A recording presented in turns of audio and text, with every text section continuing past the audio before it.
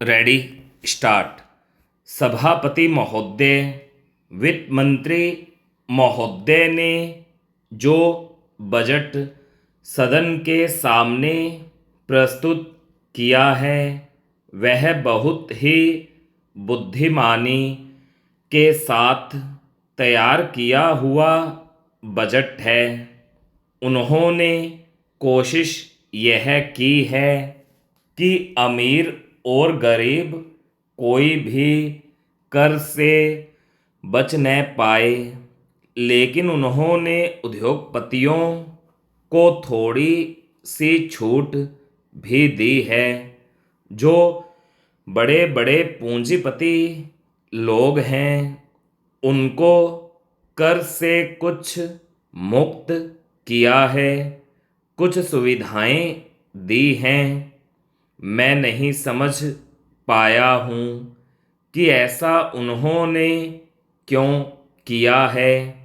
वह जो चाहेंगे उसको करेंगे, लेकिन मैं भी जो सोचता हूँ उसको आपके सामने रखना चाहता हूँ। इस विषय पर 3-4 दिन से चर्चा हो रही है। मैंने उसको सुना है। इस या उस पक्ष के किसी भी माननीय सदस्य ने यह निवेदन नहीं किया है कि खाद और पंपिंग सेट के ऊपर जो कर लगाया गया है वह उचित है। सभी ने यह कहा है कि उसको माफ़ कर दिया जाना चाहिए। जब सारे सदन के लोग, सभी प्रतिनिधि एक आवाज़ से कहते हैं कि खाद और पंपिंग सेट के ऊपर कर न लगाया जाए, तो मैं समझता हूँ कि उनको इस बात को मान लेना चाहिए।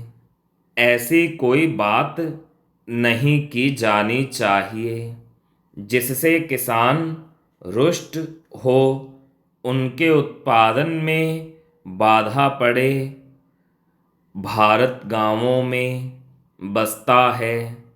80% लोग गांवों में रहते हैं।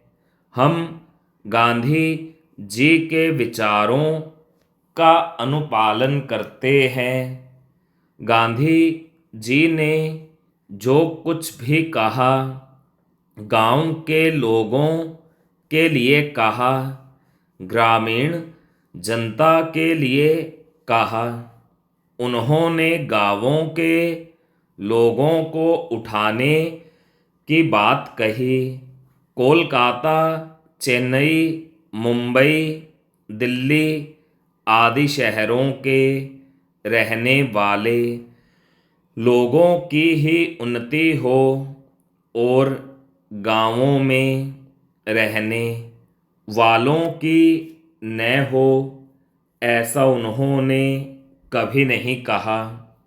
वित्त मंत्री महोदय भी गांधी जी का शिष्य अपने आप को कहते हैं और उनका रूप अपने रूप में देखते हैं, और वह हैं भी। इसलिए उनका यह कर्तव्य होना चाहिए कि गांधी जी के विचार के अनुसार वह सारे देश में मद्य निषेध को कार्यान्वित करें। चूँकि हमारा कृषि प्रधान देश है, इसलिए पशुधन को बढ़ाएं, उन्नति की व्यवस्था करें और सारे देश में गोवध को बंद कर दें। सरकार ने यह संकल्प लिया है कि हिंदुस्तान में समाजवादी समाज और लोक कल्याणकारी राज्य की स्थापना की जाएगी। इस समय देश में आर्थिक विषमता अधिक है। स्टॉप।